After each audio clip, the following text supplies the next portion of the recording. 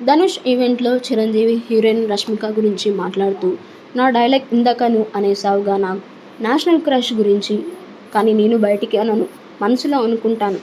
రష్మిక మొదటి సినిమాకు నేనే ముఖ్య అతిథిగా వచ్చాను. ఆ రోజు నుండి తనను గమనిస్తుంటే నటన పరంగా కానీ, తన ఇమేజ్ పరంగా కానీ సినిమాకు ఎక్కడికో వెళ్ళిపోయింది. ఇప్పుడు ఆమె నేషనల్ క్రష్ కాదు, ఇంటర్నేషనల్ క్రష్ అయిపోయింది. నువ్వు ఎంత అద్భుతంగా నటిస్తున్నావు. నీ కళ్ళు చాలా ఆకర్షణీయమైనవి. నాకు నీ కళ్ళు తప్ప ఏమీ కనిపించవు.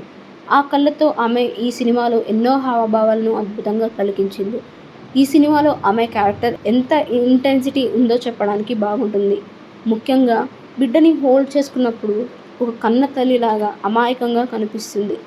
తన ప్రియుడి చేత మోసగించబడినప్పుడు నాకు చూడాలనుంది చిత్రంలో సౌందర్య కనిపించింది. ఆ తర్వాత దేవ క్యారెక్టర్కి సపోర్ట్గా ఉంటూ ఆ పాత్రలో ఒదిగిపోయిన తీరు అద్భుతం అంటూ చిరంజీవి మాట్లాడిన మాటలు బాగా వైరల్ అయ్యాయి.